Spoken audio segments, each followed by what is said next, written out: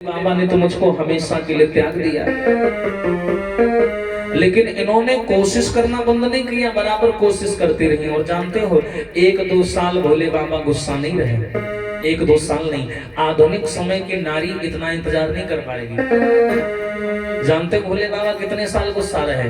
बोले बीते संबत और सहस 87 और तजी समाधि संभो अविनाशी।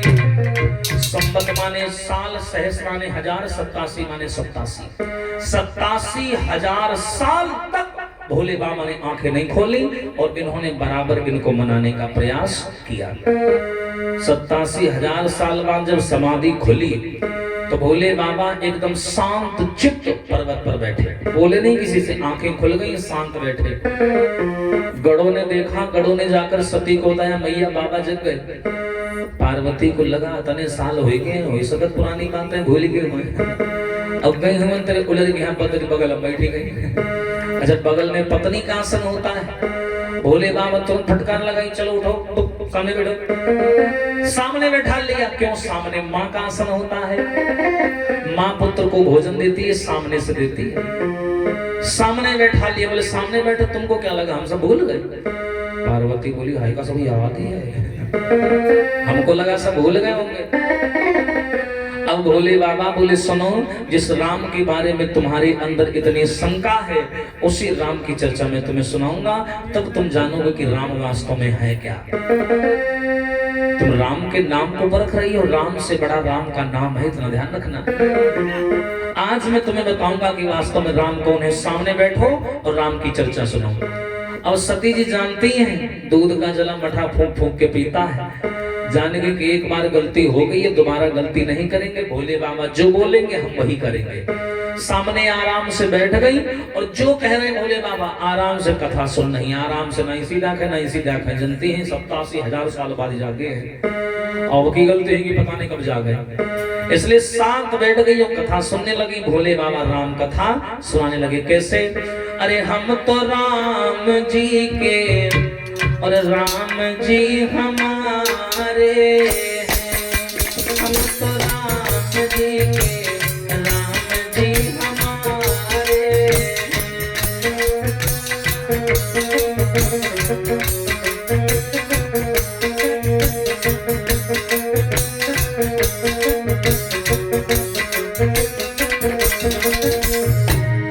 हाँ भैया, कि हम तो राम जी के, राम जी हमारे हैं, हम तो राम जी के।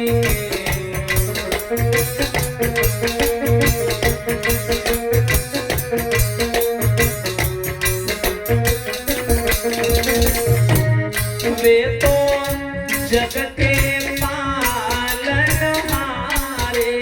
हैं,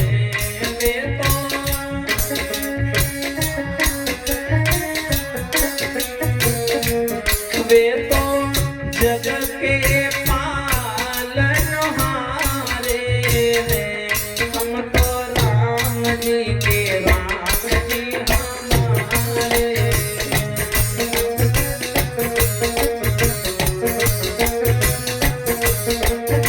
हरि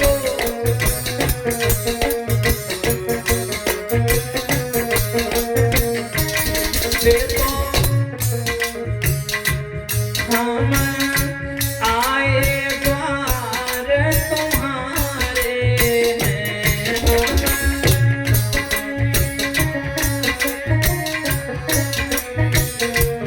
प्रभु संकट हरो हमारे हैं, प्रभु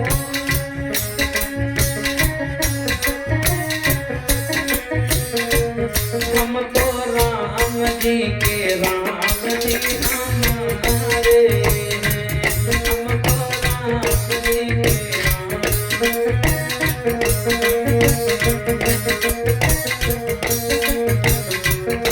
जी हमारे हैं। एकदम से भोले बाबा राम कथा सुनाने लगे।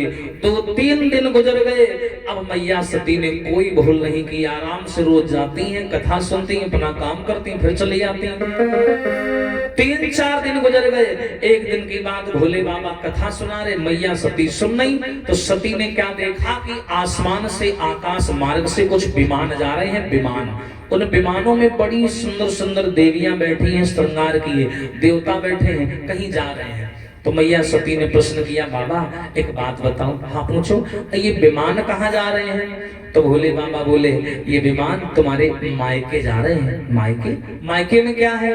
मायके में ये है जो तुम्हारे पिता हैं, हमारे ससुर दक्ष प्रजापति, इन्होंने अपने यहाँ पर एक यज्ञ रचाया है और उसी यज्ञ में सम्मिलित होने के लिए ये देवी देवता जा रहे हैं। समझे? अब बताओ, मायके में कोई उत्सव मनाया जाए और कोई त्योहार मनाया जाए और बेटी को ना बुलाया जाए और बाद में जब उसे पता चलेगा तो कितना दुख होगा। तो सती जी एकांत में जाकर के रोने लगी और सोचने लगी, बताओ इतना बड़ा घर में उत्सव हुआ, ना तो मेरी मैया ने याद किया और ना मेरे पिता ने याद किया, और रोने लगी।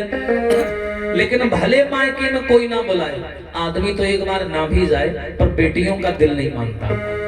एकदम आई भोले बाबा के पास, बोली बाबा हो सकता है पिताजी को ध्यान ना रहा हो, काम का ज्यादा हो जाता है, तुम एक काम करो, हमें आज्ञा दे दो, हम हो आवे।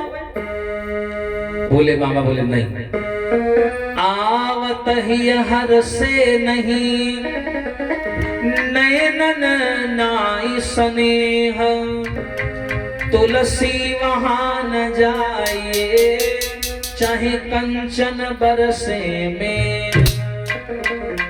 जहां तुम्हारा मान ना हो, सम्मान ना हो, ऐसी जगह कभी मत जाना, चाहे वहां कितने भी धनी आदमी रहते हो।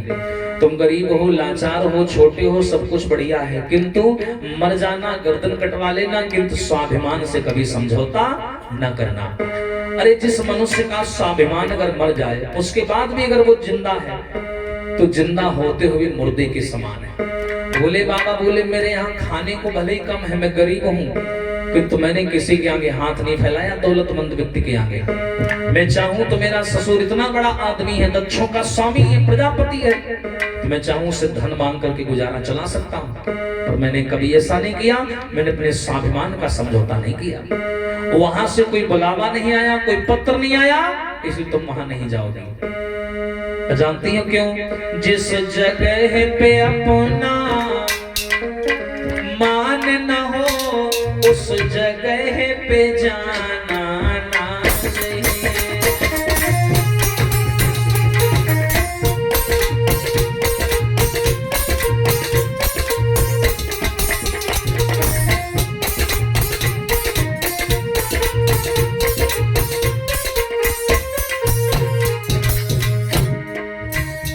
जिस जगह पे अपना मान न हो और उस जगह पे जाना ना चाहिए, और जिस भजन में राम का नाम न हो, उस भजन को पाना ना चाहिए।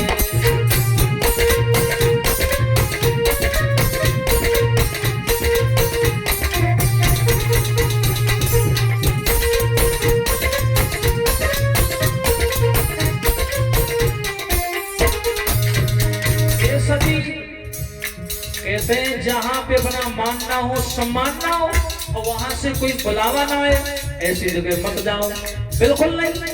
तो बोली बाबा मेरे एक बात ये नहीं समझ में आ रही, मेरे पिताजी तुम्हें पसंद क्यों नहीं करते?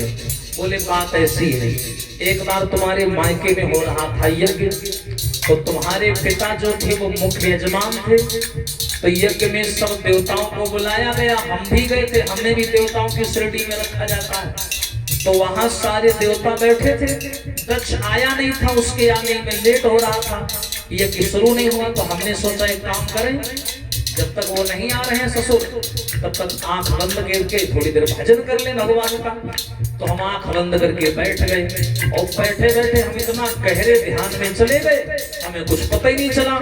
तब तक तुम्हारे पिताजी आ गए। तो जब तुम्हारे पिता आए तो सब लोग उनके स्वागत में खड़े हो गए, हम नहीं खड़े हो पाए।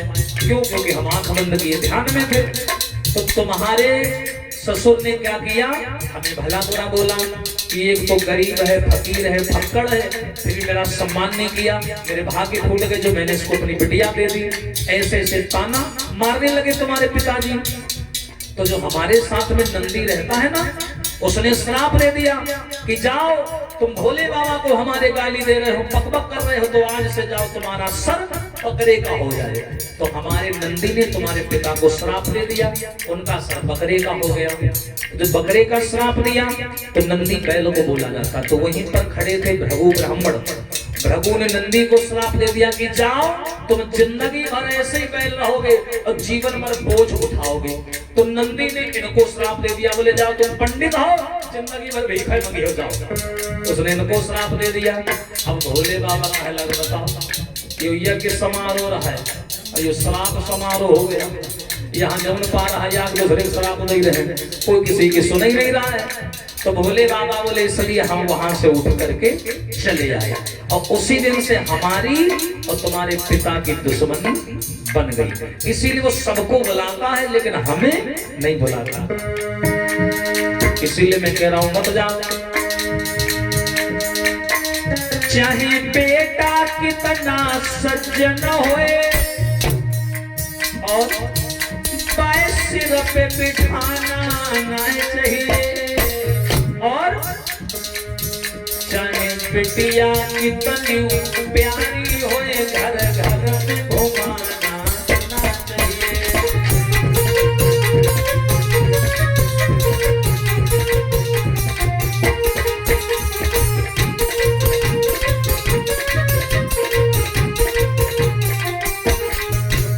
और सुनिए भैया, चाहे पत्नी कितनी अच्छी होए, पाए भेद बताना ना चाहिए।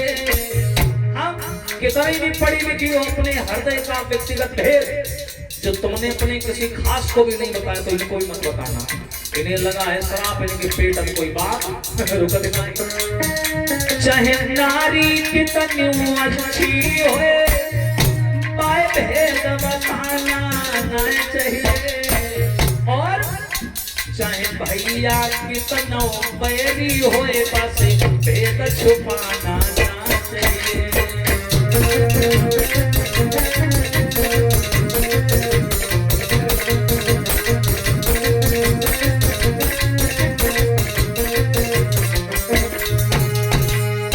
इसलिए हमारी बात मानो, वहां मत जाओ। अब सती जी जिद ठान के बैठेगी, बोली मैं तो जाऊंगी जरूर, हम जाएंगे तो जाएंगे। हाँ अच्छा, एक चीज और है, संसार में 3 हटें बड़ी विलक्षण हैं, एक राज हट, एक त्रिया हट और एक बाल हट, है ना। अगर नारी हट ठान ले मुझे ये काम करना है तो ना ही तुम्हारे सामने जब तुम नहीं हुई हो तब करी जरूर। हाँ, और दूसरी बाल हट, बच्चा अगर जिद पे आ जाए तो वही कहूंगा घर के हम कहा हम पे चालू। हाँ, उनको इससे मतलब नहीं है। और तीसरी है राजहट, जो देश का राजा होता है, अगर उसे कोई चुनाव जीतना है, एक बात याद रखना, राजा किसी का सगा नहीं होता, उसे जितना प्यार अपनी कुर्सी से होता है उतना प्यार किसी से दुनिया में नहीं होता। ये गलत फहमी निकाल देना। क्यों?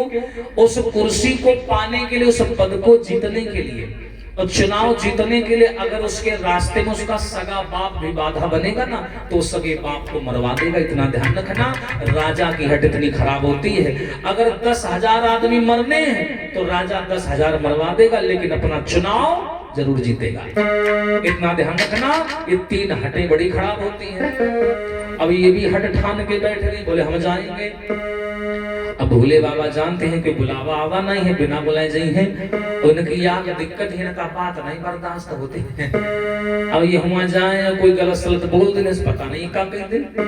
तो भोले बाबा ने सोचा लड़ाई जितने पटा जाए उतने बढ़िया है, एक बार और मना लेते हैं। तो मनाने लगे, मेरी प्यारी सती पीहर जाओ मती बिन बुलहुआ, नहीं तो घर घर में लगी है चबुआ।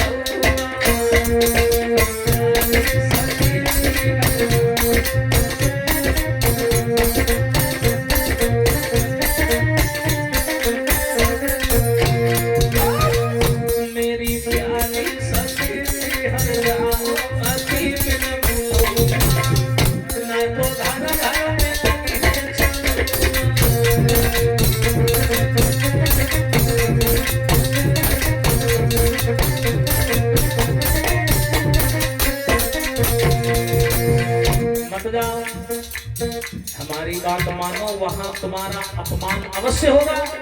सचिन जी बोले ना, जान दो ना, मान जाओ, हम जाएंगे तुरंत लौट आएंगे। बोले बाबा बोले ना, वहां से कोई बुलावा नहीं आया,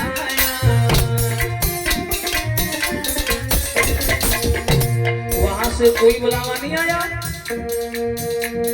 इसलिए हमारी मान जाओ। मेरी राखो पति भी हर जाओ, मती दिन बुलोगा, नहीं तो घर घर में लगी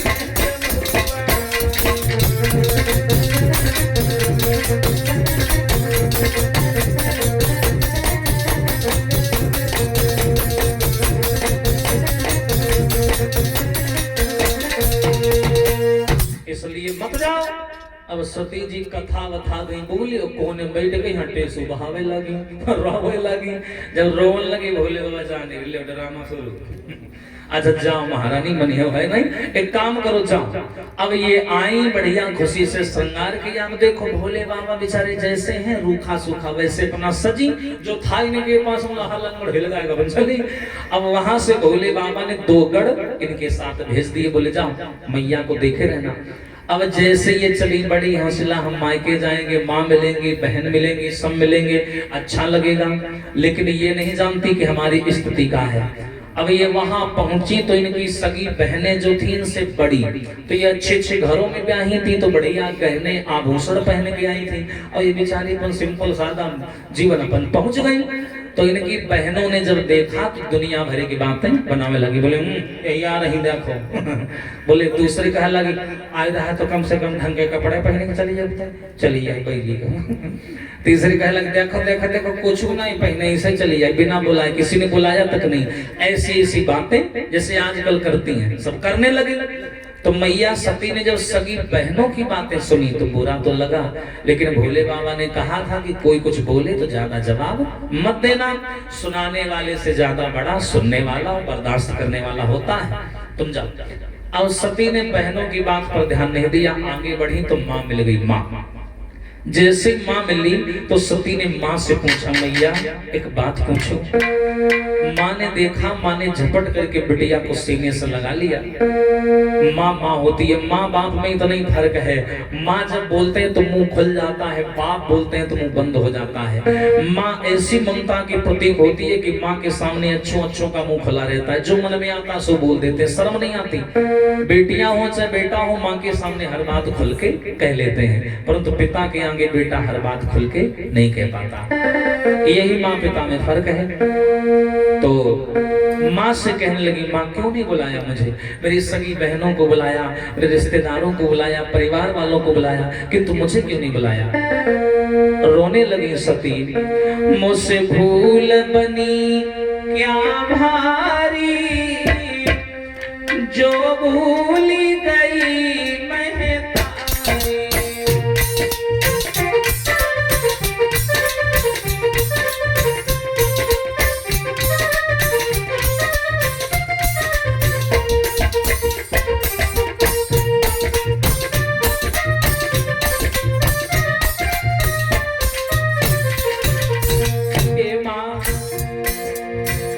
मुझसे भूल बनी क्या भारी, जो भूल गई मैं तारी। मुझसे भूल बनी क्या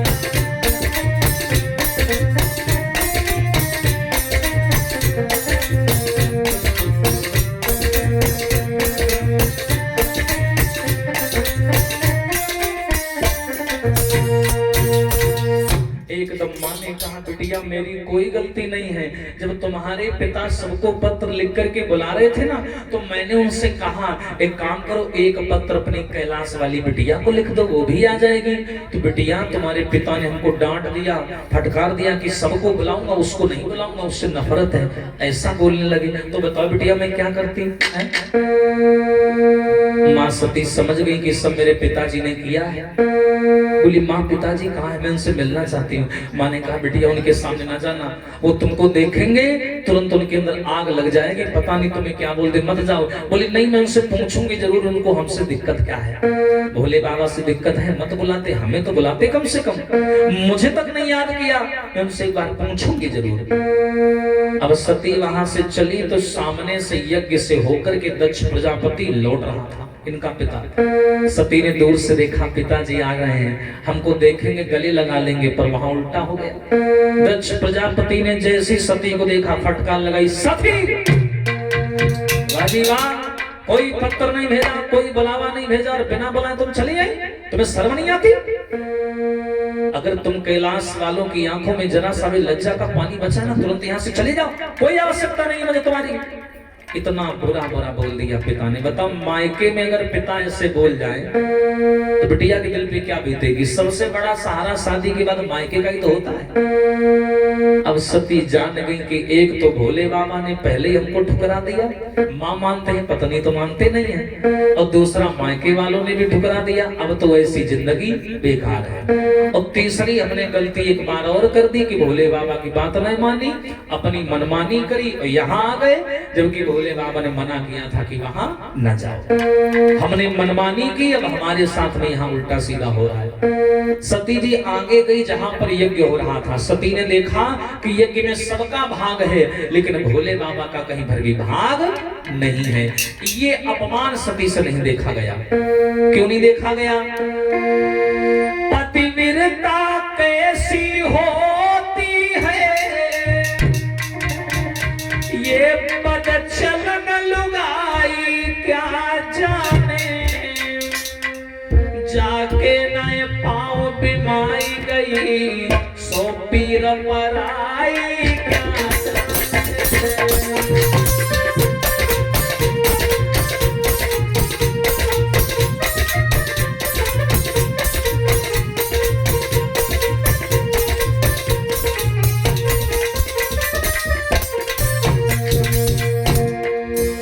मैया सती ने देखा मेरे बाबा ने मुझे कई बार मना किया था वहां ना जाओ, मैं नहीं मानी, चली आई, और इतना बड़ा अपमान। मैं यहाँ से लौट कर कैलाश पर्वत जाऊंगी, भोले बाबा पूछेंगे क्या हुआ, मैं क्या बताऊंगी? ये कहूंगी कि तुम्हारा अपमान हो रहा था, मैं ना वहां की बची मैं न यहाँ की बची। अब इससे बढ़िया है कि मैं अपना शरीर त्याग दूं, मर जाऊं, फिर जन्म लेकर के आऊं, ताकि भोले बाबा मुझे अपनी पत्नी स्वीकार करें। और इन्होंने देर नहीं लगाई, तुरंत हवन कुंड के सामने खड़ी हो गई, दोनों हाथ ऊपर कर लिए और पैर के अंगूठे से करी के योग अग्नितम जा रहा, पैर के अंगूठे से आग निकाली और अपना शरीर वहीं खड़े खड़े जला करके भस्म कर दिया, पूरा शरीर। इसीलिए बोला गया क्या प्रीतम लेने आए तो साची मन सहेली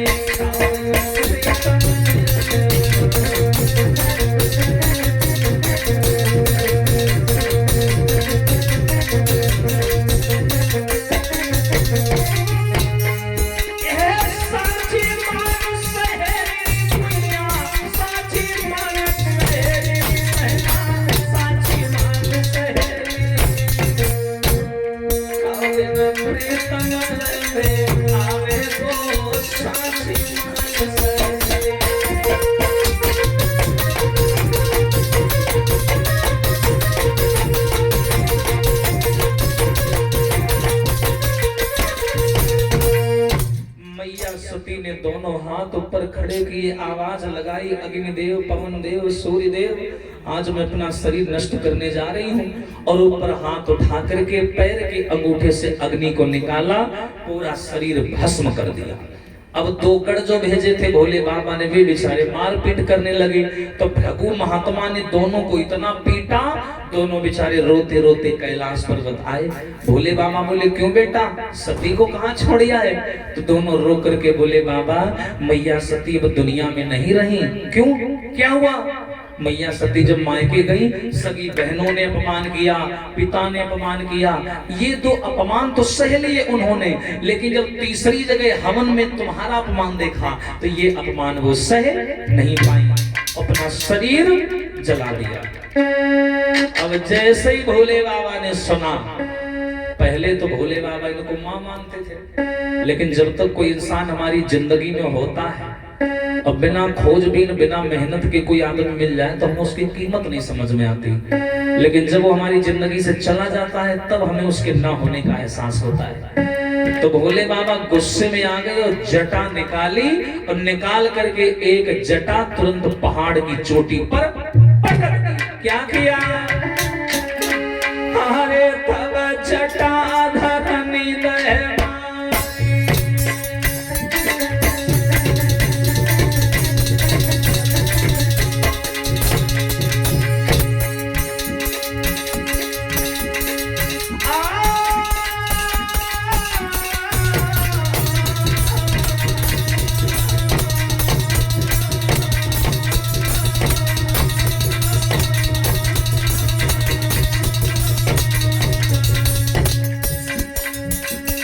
जटाओं को निकाला और पकड़ लिया पहाड़ की चोटी पर।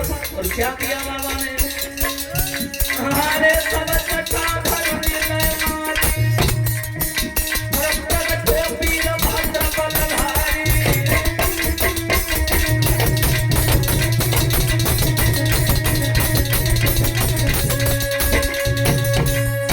भोले बाबा ने अपने शरीर के यानी सर के 2 बाल निकाले, पटके चोटी पर, एक वीरभद्र नाम का लंबा चौड़ा दानव प्रकट हुआ। बोला क्या करो भोले बाबा? भोले बाबा बोले कुछ नहीं, ससुराल हमारे चले जाओ। बोले का है? बोले ससुर साहब का दिमाग ज्यादा खराब है, ठीक है आओ। अब भैया भोले बाबा का चेला, अब एक दूध घी वाली भाषा तो पता नहीं, देसी मुर्गा 2-4 डाले चलती नहीं। हाँ, भोले बाबा भूत प्रेत कैसे होता, ऐसा ही होती है। अब ये वहां से चला, भोले बाबा की ससुराल में आया। अब वह भगु महात्मा पंडित जी द्वारे मारे ठाड़ रहा है। अब वो गवा गवा पहले न के उठा के पटके से, और पटकने के बाद में अंदर गया। जिसने उसको रोकने का प्रयास किया सबने मार खाई, उन्होंने मारा पीटी चालू। सब औरतें हाय तो मना जाओ, हाय भोलापन सेना भेजी है तुम ना जाओ, उनकी सेना बहुत खतरनाक, दाढ़ी मूंछ बाल सब उखाड़ लेते हैं, तुम ना जाओ। सब अपने अपने आदमी लुगवा लुगवा घूमे, लेकिन जो ज्यादा गिर अरे तो छाड़ो में हमें जानती नहीं, और जो से मिना के जाए हमें ढेर हो जाए। हाँ, हम कहाँ रहना जाओ, चलो सिंह हॉस्पिटल संडीला। हाँ, अब यही हाल हो गया। ले फिर प्रचार भी कुछ लीनो नहीं उनते। हाँ, यही होता है। अब देर नहीं लगाई इन्होंने, और देर न लगाने के बाद में उस गढ़ ने क्या किया, सबको मारा पीटा, और दक्ष प्रजापति को चार घूसा जड़ दी। अब वहां से चुपचाप लौट आया। मोहन भैया सती के मई के भागदड़ी चालू। बोले एक आवा रहा है, बोले और माइया रहा 10-12 एक कोई आवा। पूरे गांव घर पूरा बना के चला गया बिल्कुल। हाँ, पूरा गांव रोवे। अब भोले बाबा वहां से चले और मैया सती का जला हुआ शरीर उठाया। जला हुआ यानी मृत शरीर, लाश अब उठाई और अपने दोनों हाथों में ले ली, और लेकर के आकाश का विचरण करने लगे। और बोले हैं कि देखो आज मैं अगर हारा तो मैं अपनों से हारा। क्यों भाई? दक्ष प्रजापति कोई गैर तो था नहीं, मेरा अपना आदमी था, ससुर था हमारा है, और अपने आदमी ने हमारे साथ में गलत किया। इसलिए पद ध्यान में आ गया, हो दुश्मनी की तो क्या पूछिए, और दोस्ती का भरोसा नहीं, दुश्मनी की तो क्या पूछिए, दोस्ती का भरोसा नहीं, दुश्मनी की तो क्या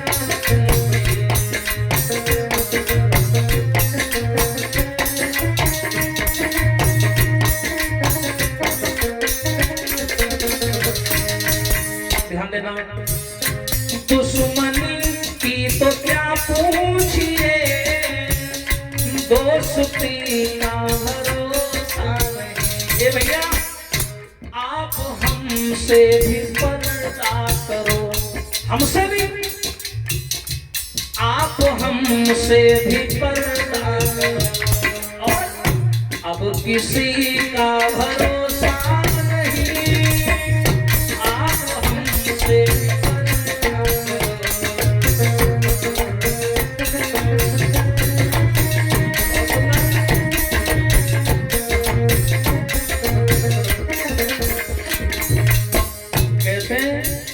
गैरों को क्या मालूम कि हमें कौन सी बात से तकलीफ होती है। हमेशा अपने ही हमारे आंखों में आंसू आने का कारण बनते। लकड़ी के कटने का कोई किस्सा ना होता अगर कुल्हाड़ी के पीछे लकड़ी का हिस्सा ना होता। अपने को अपने ही काटता है, ध्यान रखना। गैरों की कोई हिम्मत नहीं आपको गलत बोल जाए। हमेशा आदमी के दुखी होने का कारण अपने ही होते हैं। क्यों? शीशा टूटे गुल मच जाए, दिल टूटे आवाज न आए। क्यों? हो सांप डसे तो दोस्त बचाए, सांप डसे तो दोस्त बचाए, दोस्त डसे तो दोस्त डसे तो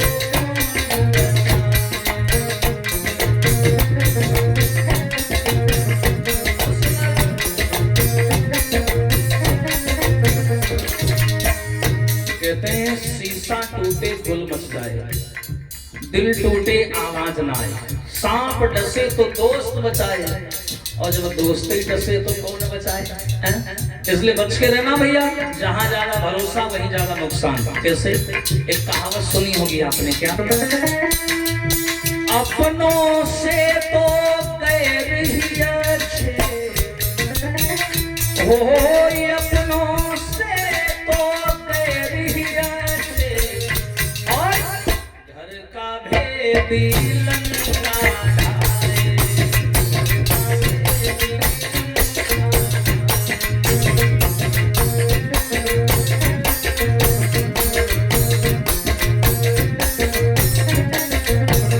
ये भैया दुश्मनी की तो क्या पूछिए, दोस्ती का भरोसा नहीं। भरोसे का कत्ल कैसे किया जाता है ये बात हमसे ज्यादा कोई नहीं जानता। और कितने दुख जिंदगी में दिए, और कितने दुख जिंदगी में दिए, जिंदगी का भरोसा नहीं।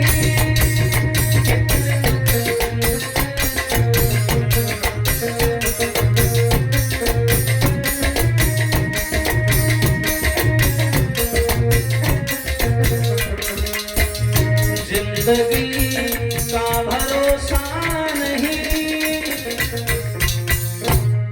आज मैया गिरजा की लाश लिए पार्वती के संसार में घूमने लगे। बोले मेरी पार्वती को उसने मार